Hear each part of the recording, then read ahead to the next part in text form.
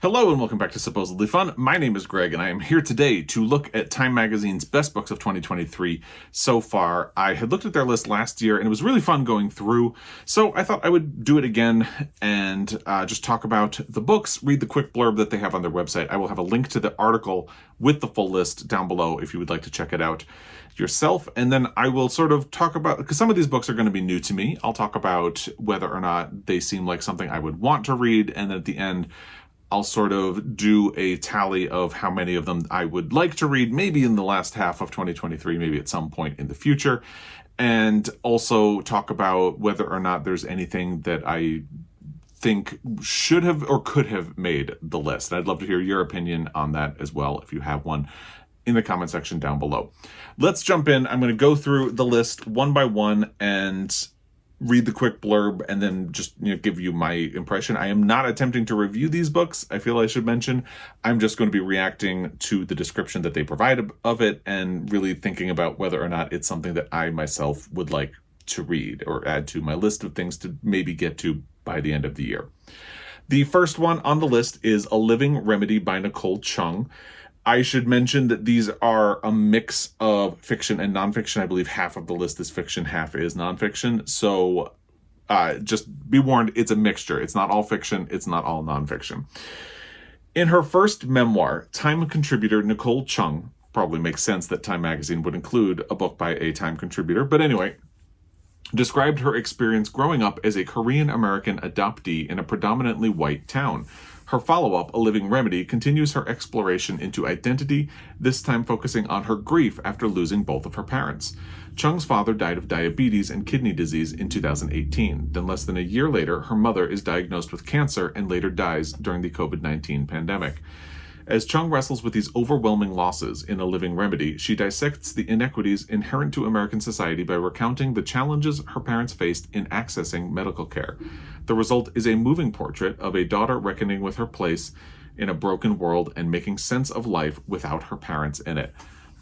That sounds very powerful.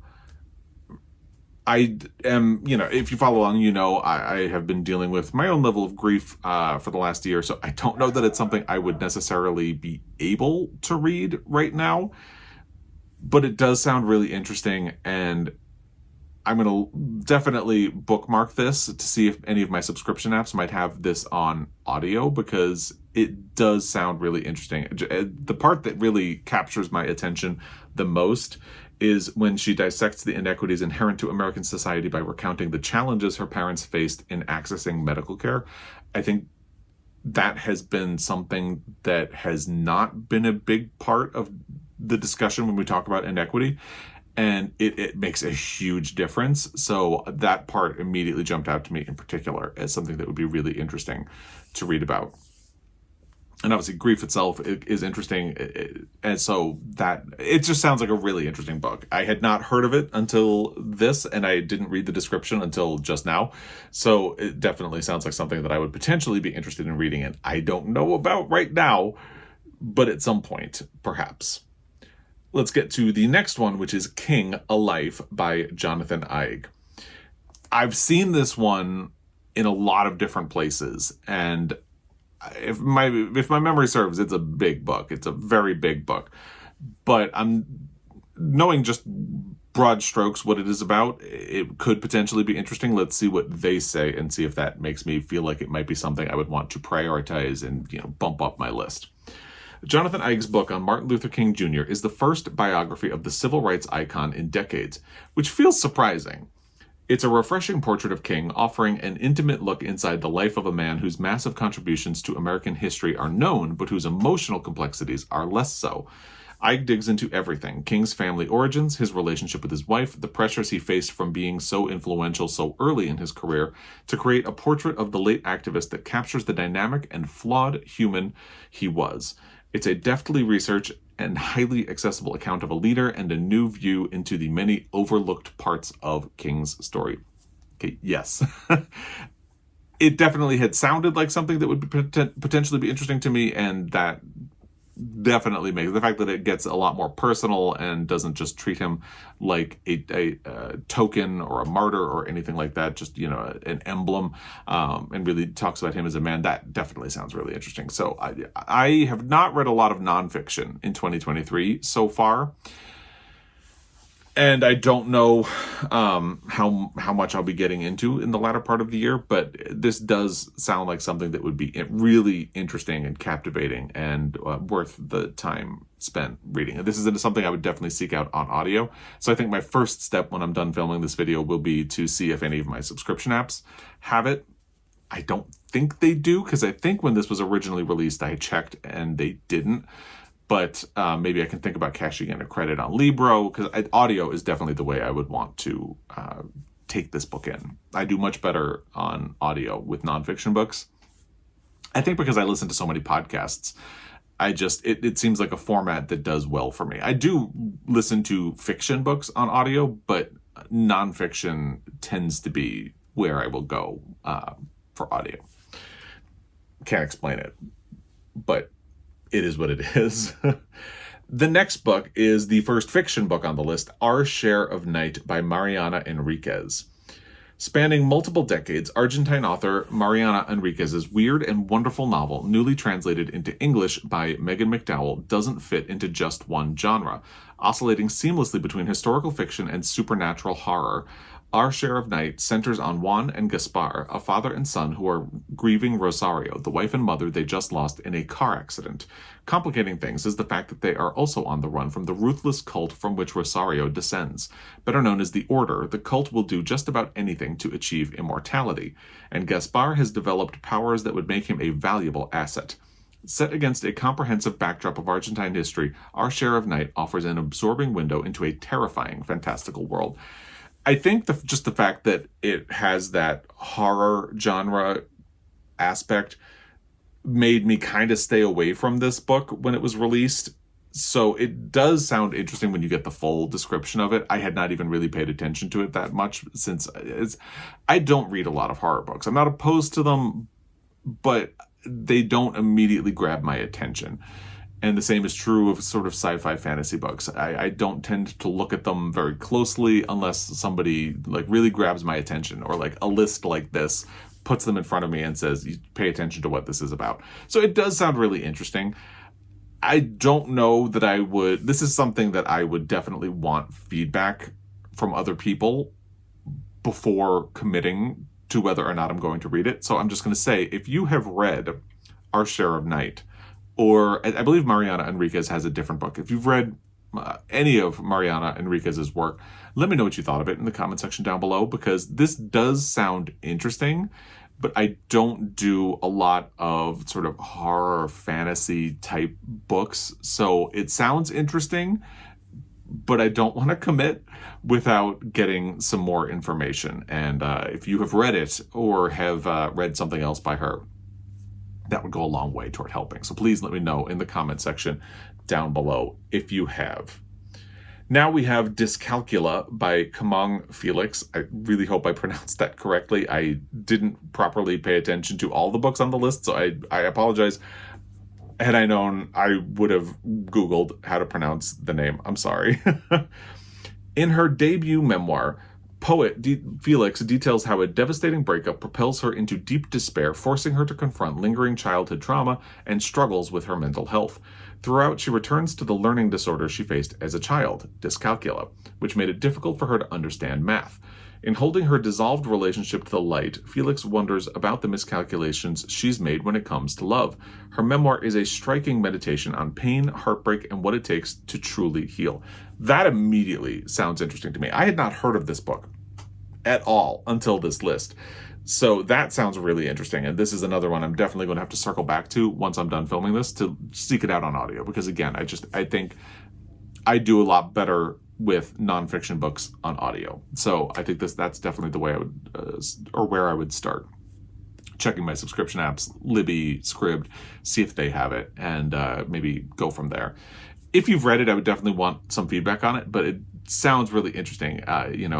Lingering childhood trauma is something that kind of interests me, and a memoir about that. Also, I was really bad at math. I'm still really bad at math, but it's something I really struggled with. I was never diagnosed with anything like dyscalculia. I don't think I would have it, but it's interesting. It's hitting a lot of like personal notes that could make it really fascinating for me. So that is one that I would definitely be interested in as well.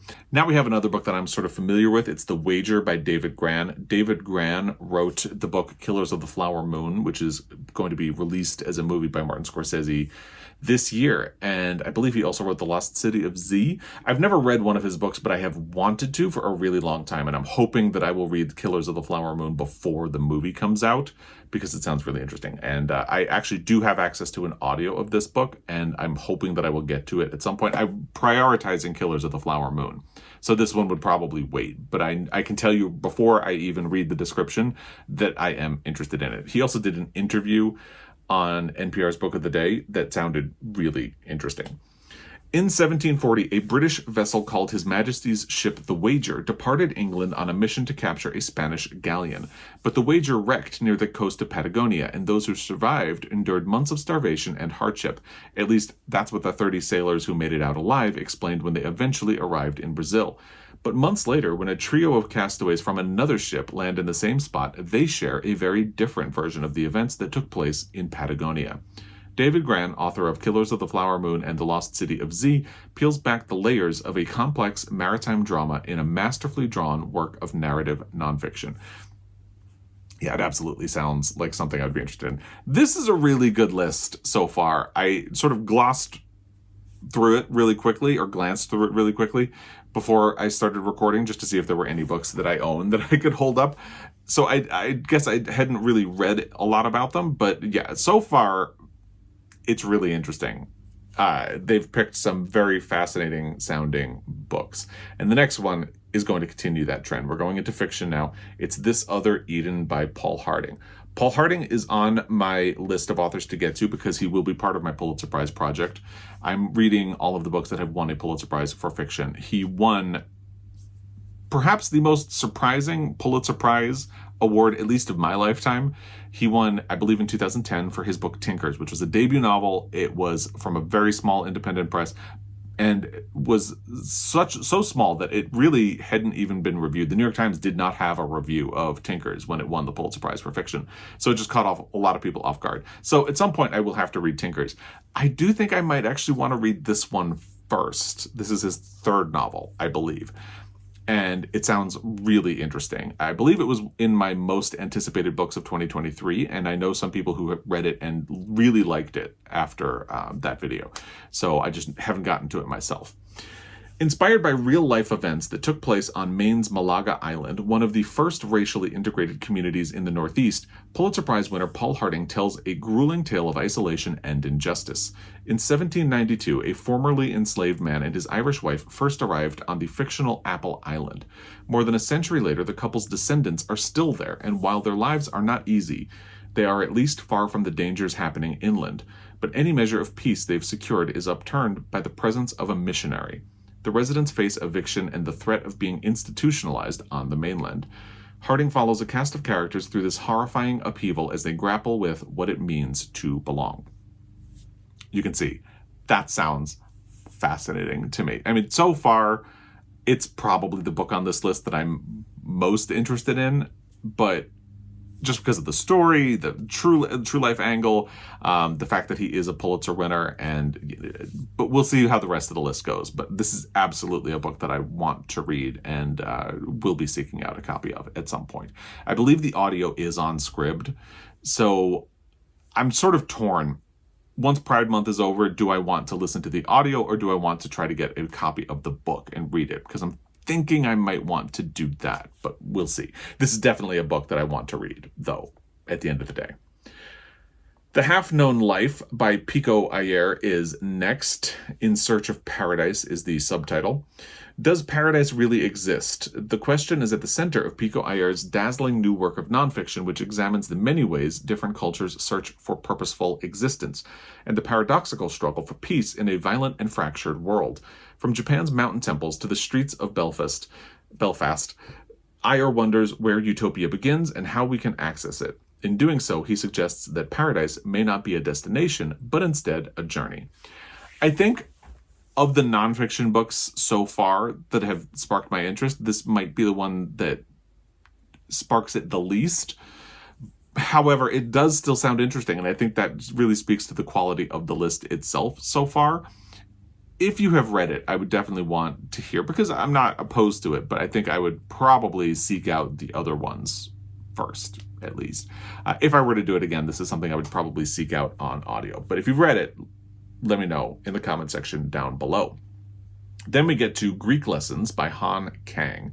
I have read The Vegetarian by Kang, and there's another book that Kang wrote that I have on my shelf behind me, and I can't remember the name of it, but I have not read it yet. Let's see what they say about this one. After losing her mother and custody of her son, the unnamed narrator of Kang's stirring novel, newly translated into English by Deborah Smith and Emily Ye Wan, decides to learn a new language. Then, one day while in her Greek class, she attempts to say something, but no words come out. Her voice is gone. In the same moment, across the room, her teacher is facing a battle against his depreciating vision. As the two bond over their puzzling sensory losses, they form an intense connection. Kang captures their relationship and the relationships they both have with language and love in quietly beautiful detail. So I was really looking forward to The Vegetarian when I read it, because I had heard so many good things, and then I read it and I didn't love it. And, you know, when something is built up that high and you end up not loving it, it can feel really disappointing. And that definitely happens to me with The Vegetarian. I think that's why I haven't read the other book that I have by Kang. However, that does sound interesting.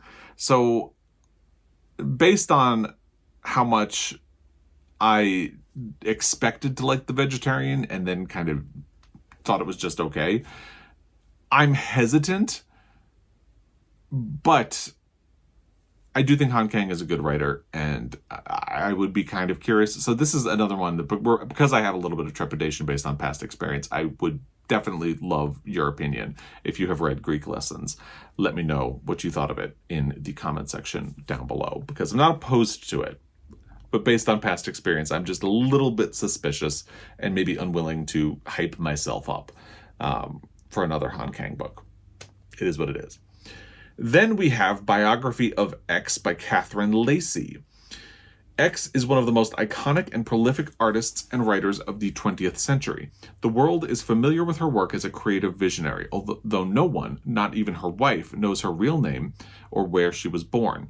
After X suddenly dies, her wife, CM, decides she's overdue to learn that information and attempts to find answers to the questions that have been haunting her.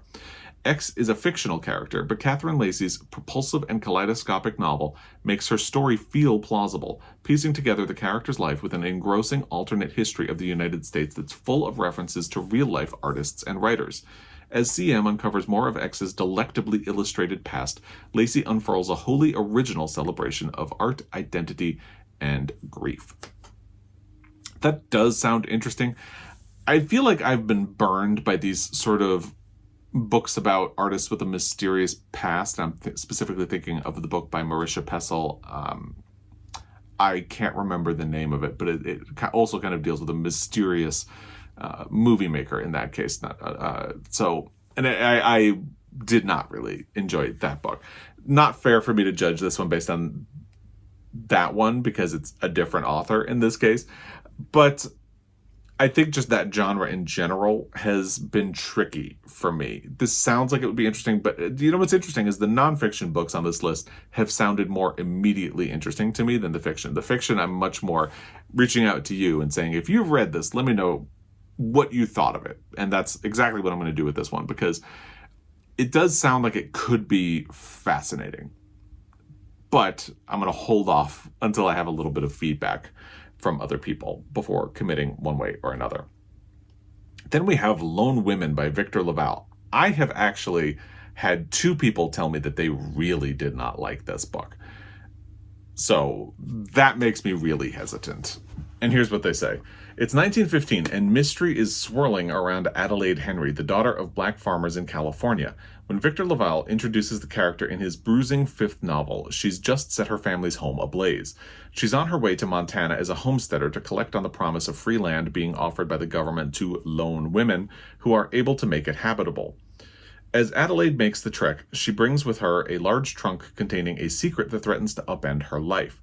Blending magical realism, history, and suspense, LaValle unravels a startling narrative about a woman running away from her troubled past and the horrors she faces as she tries to forge a better future. It's in that sort of genre that doesn't always grab my attention right away. It's kind of horror-ish, sci-fi-ish, fantasy-ish, but because the Montana angle and the race angle kind of grabbed my attention when it was released. And then I just heard those two really negative reviews of it. So this one I'm pretty comfortable saying I'm going to pass. But if you have read it and liked it, let me know what you thought in the comment section down below. Maybe you can change my mind. Just show your work in the comment section down below. Then we have After Sappho by Selby, Wynn, Schwartz. This is an interesting inclusion because it was on the long list for the Booker Prize last year. I don't think it made the short list. So it was released over in the UK last year, but it was published in the US this year, which is kind of how it makes it onto this list. Here's what they say. Longlisted for the 2022 Booker Prize, yeah, there you go, longlisted, not shortlisted, and published in the US this January, After Sappho is a tale of creativity, desire, and sexuality. Though it's technically a novel, to categorize it as such would undermine Selby Wynn Schwartz's thrilling reimagination of history and literary criticism, which culminates in a work of fiction that is deeply rooted in reality. In the book, Schwartz revisits the lives of groundbreaking early 20th century feminists, from writers to actors to dancers, to explore the challenges they faced as queer artists with great contributions to make to the world.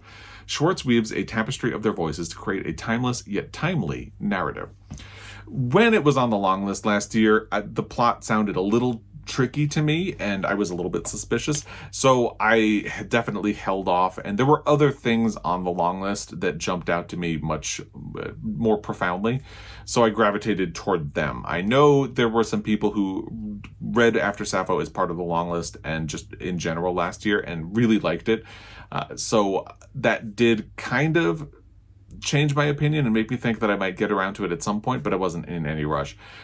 What's finally doing it is that Chelsea, one of the owners of Montana Book Company, my favorite bookstore, read After Sappho and really liked it a lot. And she has given me some really good recommendations from books. So I think I am going to read it. I have not decided if I want to listen to it on audio or seek it out in print, but I am very interested in it now. It's taken a journey for me to get here, but I am interested in reading it at long last.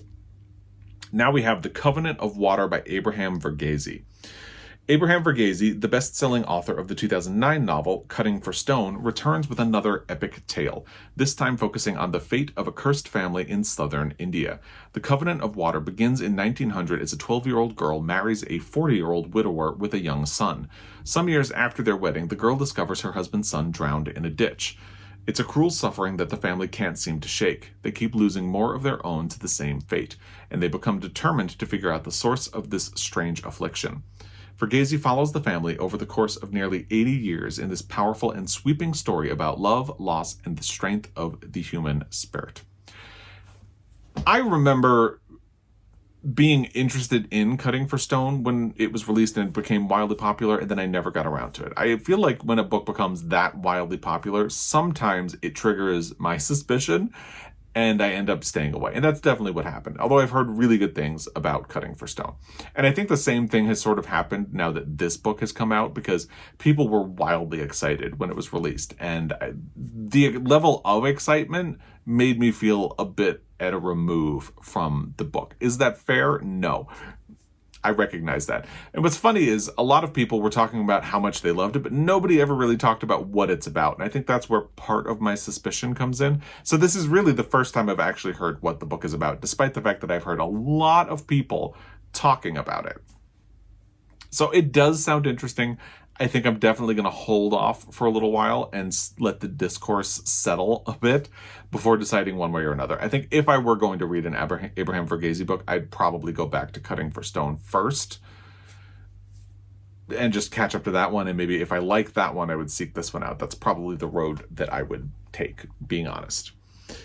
And then we have the final book on the list, YN by Esther Yi.